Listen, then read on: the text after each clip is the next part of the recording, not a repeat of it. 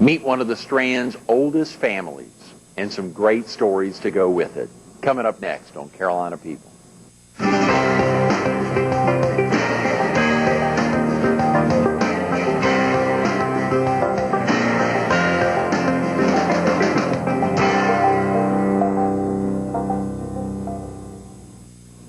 Good morning.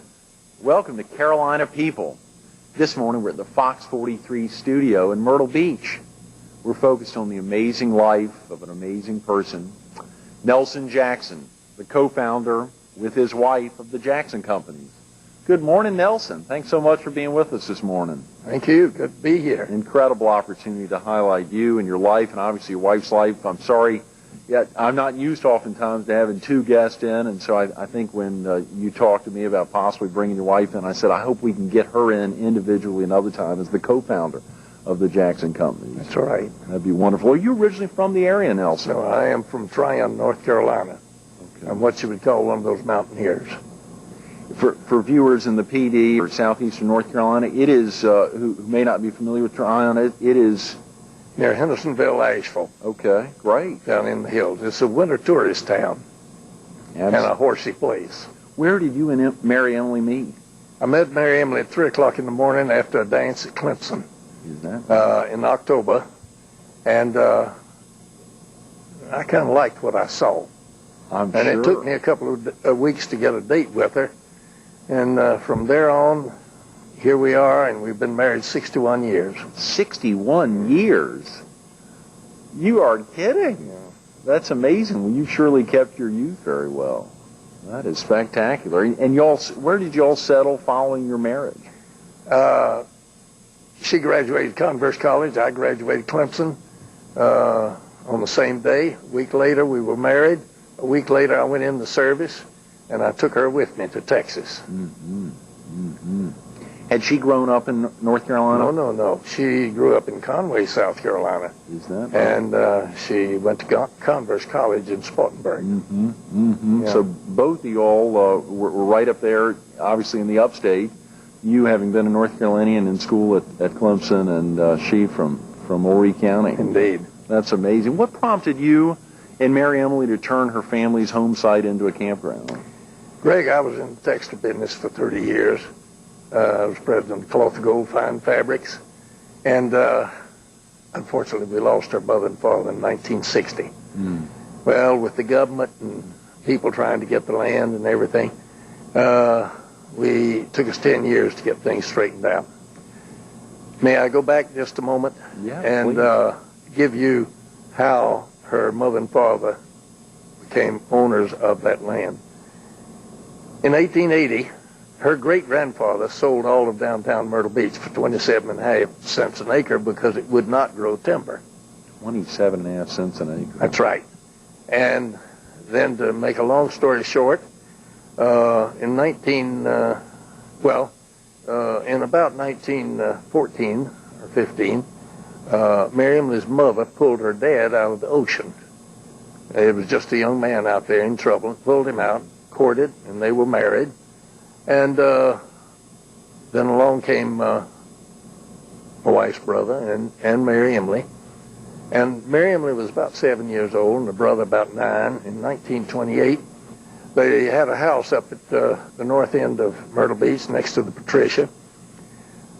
Mary Emily and her brother were watching a couple undress in the Patricia, and Mom, her mother, had everything packed when Dad came home from the drugstore in Conway and said, I cannot raise my children in this wild environment.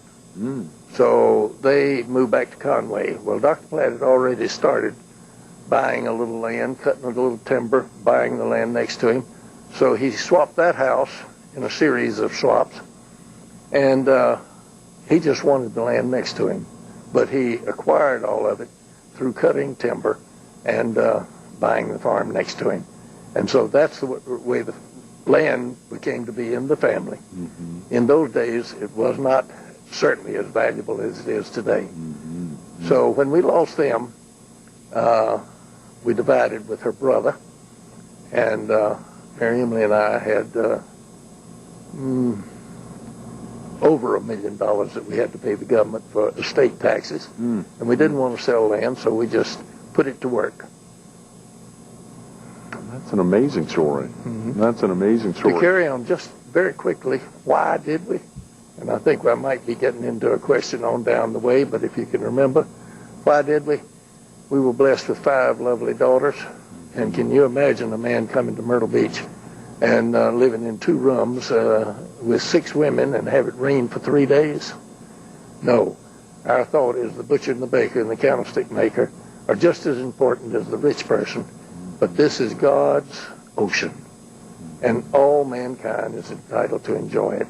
So therefore, we were building a campground so that they could come and enjoy the ocean. Absolutely, and it truly is God's ocean, and that ties into Ocean Lakes Family Campground. How was the name selected, and why was it important to put in family? Oh, that's the most important.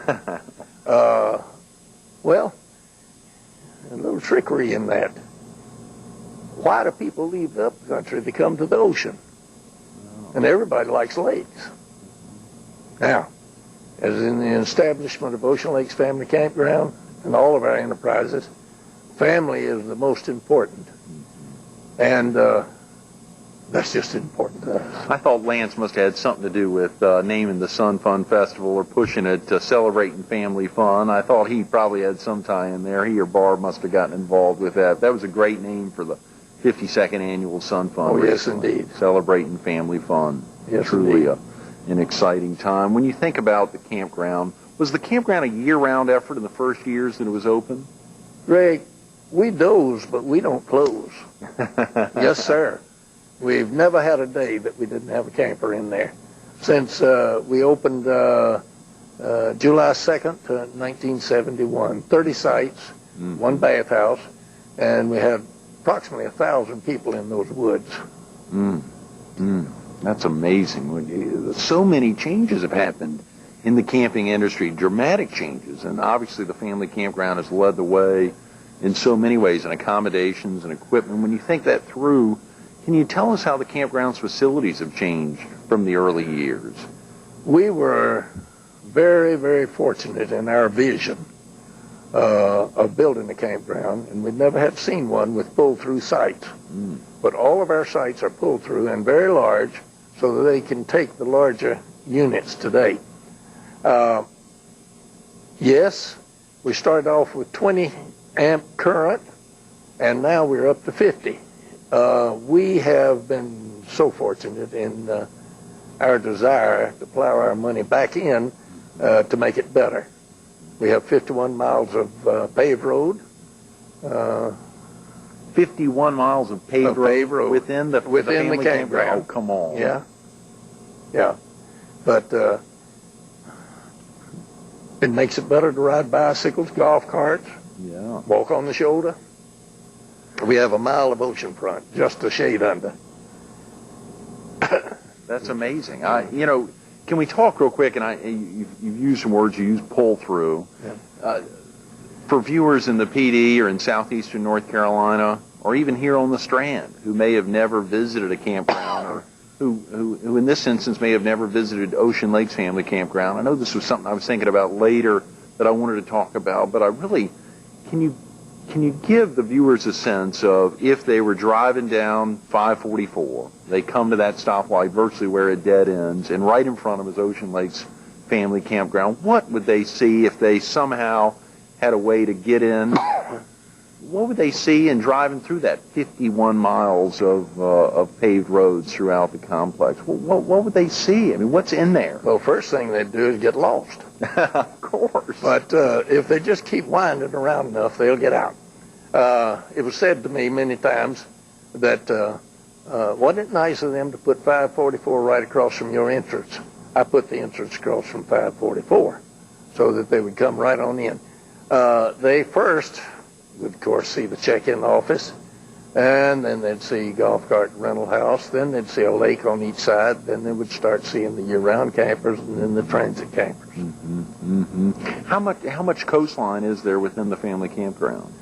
Just a shade under a mile. Is that right? There are 310 acres.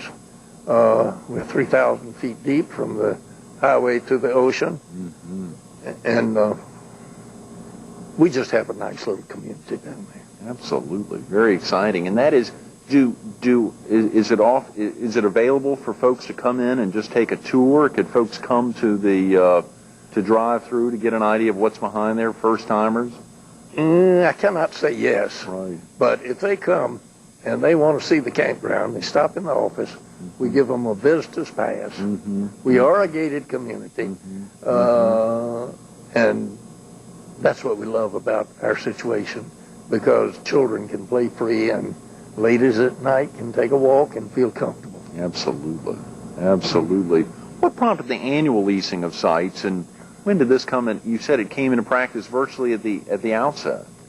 Well, with the land, what were we going to do with the whole thing? We've got just under 1,000, approximately 900 transit sites. We've got 2,500 year-round sites. My thinking and my thought was that no one office could handle 3,500 sites moving every day. So therefore, people wanted to have a place at the beach, and we tried to work it out for them. Nelson, you'll also set up the Ocean Lakes RV Center business. How's that done? My quick thought was that a lady and the children will spend time on the beach, but the husband will get a little tired, so he'll come up, and they might have a 22-foot trailer, and the trailer next to him be 30 feet, and he'd start trading around, and we'd sell us a trailer. But we're there to give service. If they have breakdowns or anything, we will fix them for them. And what kind of equipment would the Ocean Lakes RV Center offer? Are rentals available? Rentals, yes, are available in properties. We have a sales rental department where they sell the year-round site for the people, or they rent them for the people. And we have trailers in that properties that can be rented. Am I correct that Ocean Lakes is now, the family campground is now the largest campground on the East Coast, and maybe one of the largest in the country? Well, it has been said that we are the largest in the world. Oh, come on. Yep, but I don't, well, let's put it this way. Anybody can have a big field and say that's a campground. It's the largest with full facilities to all sites. And very quickly, let me say we've got television, telephone, 50-amp electrical current. We try to give service. Absolutely. I think I saw, maybe in talking to Barb or in seeing some outdoor promotion of the aspect that you all have the distinction of being named the National Recreational Vehicle Park of the Year for 3 of the last 6 years. That's amazing. You know what's put us there? What is it? Our teammates and our ability to keep the campground up to date and the wonderful guests that we get. Now, they go north, they go everywhere, and they'll tell our story. So we're there to serve. Wow. Nelson, there's so many more questions I want to ask you, particularly about the Jackson Companies and you and Mary Emily founding the company. Can we take a break and come right back? You're driving. Fantastic. We're driving on Carolina People on Fox 43 with Nelson Jackson. Stay tuned. Coming up next.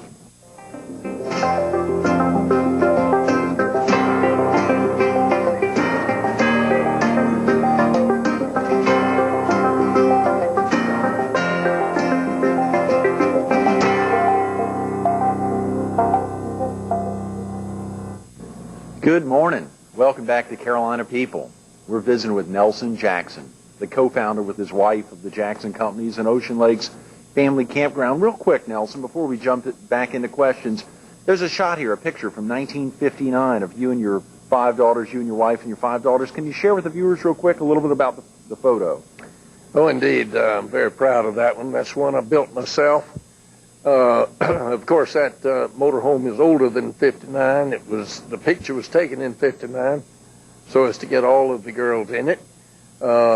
We've traveled length and breadth of these United States, thanking department stores for doing business with Cloth of Gold Fine Fabrics. They're dressed in my fabrics. Emily on the left is married to Manuel Valerina. She lives part of the time in Panama and the other part in Conway. Laura is married to Winston Hoy. They live here. Khaki, the next one, is Johnny Williamson, and he's chairman of the board of our company. They live in Denmark, South Carolina.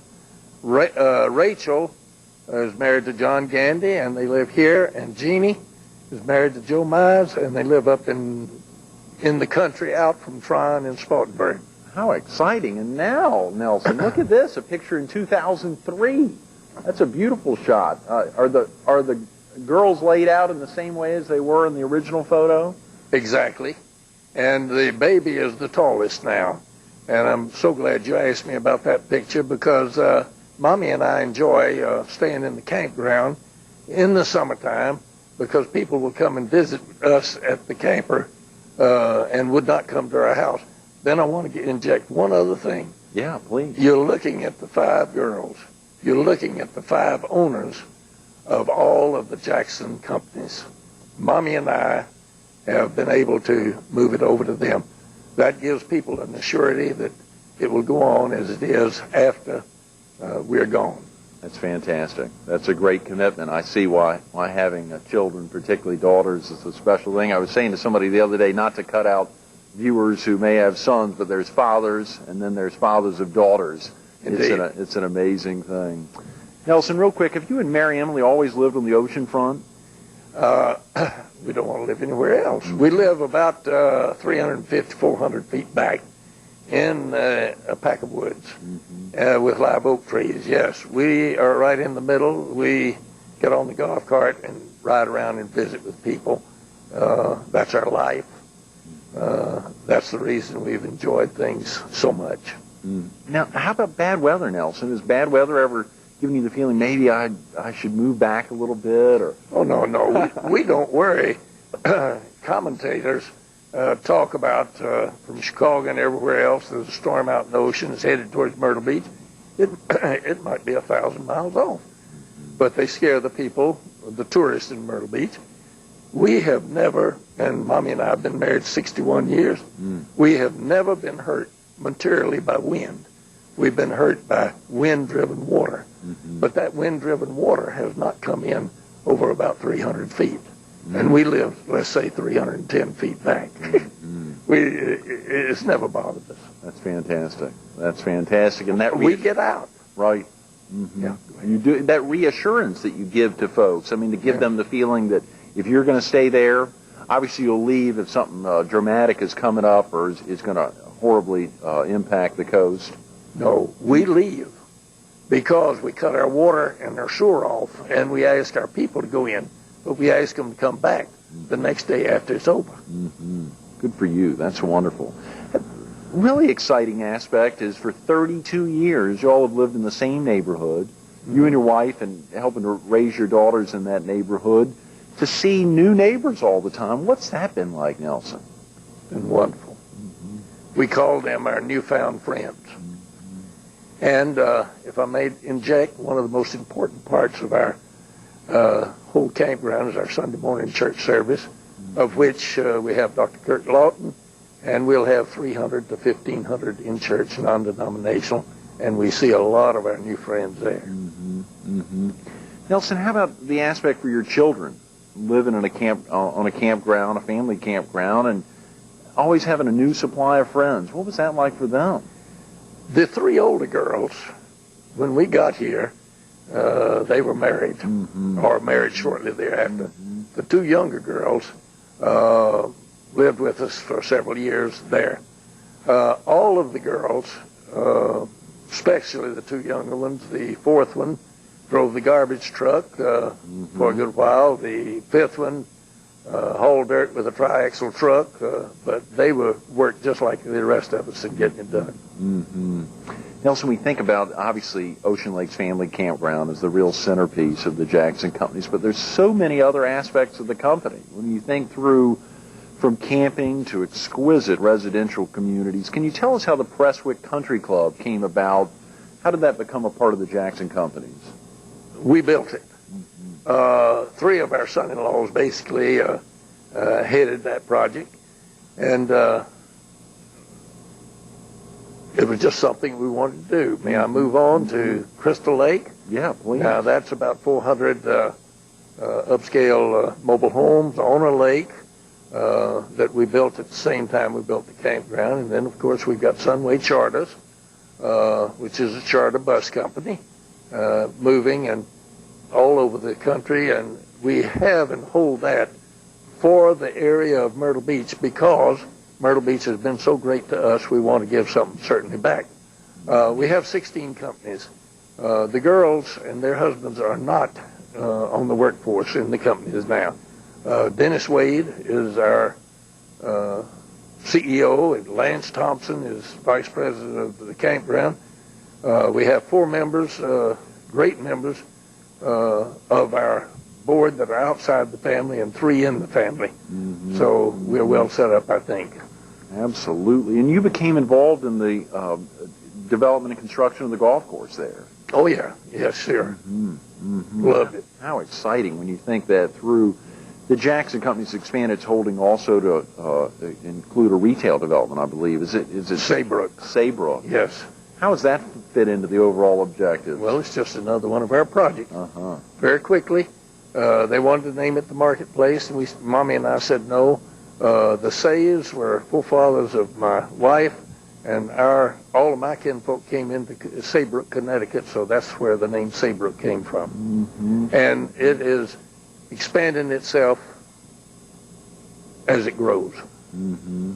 Nelson, we've got about 5 minutes, and I was thinking, can you tell us about your interest in building a venue for the rodeo? Oh, that's just a little project down on the farm. Mm-hmm. We have had 2 rodeos, very successful, down on the farm. The farm's in the Pleasant Hill community near Hemingway. Mm-hmm. As I have said to the girls, when I started turning things over to the younger people, I said, well, Daddy has to have something to do to get out of the way. So I started farming, and it's the best way in the world to go broke, but I've enjoyed it. Oh, yeah, absolutely. And what in particular inspired you to do a rodeo? That's a big deal. I come from Tryon, North Carolina, and there's many horses there as there are people. And I've ridden race horses and show horses and everything else. And I've owned horses for, as I think back, my dad gave me my first mule when I was 5 years old, and I've owned horses since then. That's 78 years that I've been in the horse world. It's just something that kind of gets into a person's blood. I'm sure. Nelson, when you're out walking, or when you and Mary Emily are out walking on the beach, do you reflect about the successes of the Jackson Companies, or how does, obviously you're with friends so often, you're meeting new friends all the time, great teammates out at Ocean Lakes. When you're out there, how does that make you feel, seeing almost a mile there of coastline? What's that like? We're humble. Great. We look up to God and say, thank you, God, for letting us lead the teammates. We haven't built Ocean Lakes. It's our teammates. And today, you see me dressed in our teammate uniform. Anybody could do it. But God just gave us the opportunity to do it. That's wonderful. When you think back on your own life, can you remember your first childhood job? I sure do. I remember the first time I ever came to Myrtle Beach. Yeah, let's hear about both of those. That was 1925. We came from Tryon, North Carolina, 270 miles, on dirt road all the way. There was here the Seaside Inn and one unpainted store and about 20 cottages. And it took us 2 days from sunup till dark with 18 flat tires to get here. And then that was my first experience with Myrtle Beach. I've loved it ever since. Sure, I remember I went in the cotton mill. My family went in textiles. I went in the cotton mill when I was 14 working. When I was 16, I was working 3 months in the summer, 12 hours a day, 5 days a week. And, 7 days a week, not 5. But work is pleasure when you're happy. And I've been happy all my life. Greg, you're wonderful. Nelson, golly. If you and Mary Emily hadn't co-founded Ocean Lakes Family Campground, what do you think y'all would be doing? I'd probably still be in the textile business. And Roger Milliken says I'm one of the smartest men that was ever in the textile business because I got out. When you think there's so many inspirations in life, obviously you spoke of God as being a major inspiration. That may be it. When you contemplate inspirations throughout your life, both from that 18 flat tire trip down to Myrtle Beach and knowing that at some point Myrtle Beach would have a tie to your life, what do you think's been, who has been your greatest inspiration? Our man above, I'm sure. But Mommy and I have been married 61 years. We've worked as a team. She's the sweetest thing that ever walked into my life. It's just great. It's just hard for me to answer your question intelligently. People sometimes say that I don't look 83 years old. I can tell you why.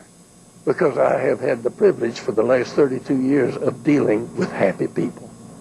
And we'll put people on the do less go because we don't want people that don't know how to be ladies and gentlemen. Inspired by his God. Married to the same woman for 61 years. 61 years. The father of 5 girls. And I'm sure many, many grandchildren. Many, many grandchildren. A very special day celebrating the life of a very special person. Nelson Jackson, thank you so much for being with us this morning. Thank you so very much. Absolutely. Stay tuned to more Carolina People coming up next.